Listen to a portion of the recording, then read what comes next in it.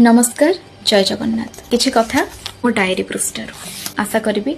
सकारात्मक भाव ने समस्त को भल पाठ पढ़ी शिक्षित बहुटे दरकार किंतु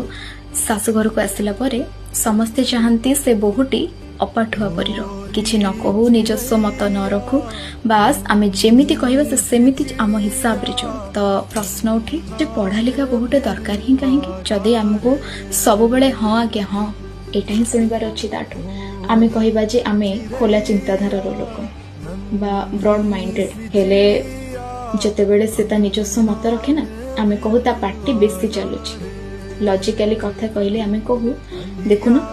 केमिति ओकिलाती करूची बा युक्ति करूची आमे जानिबा दरकार एजुकेशन बा शिक्षार अर्थ केवल डिग्री नुहे शिक्षार अर्थ निजस्व विचार को अन्य मानक पाखरे रखिबार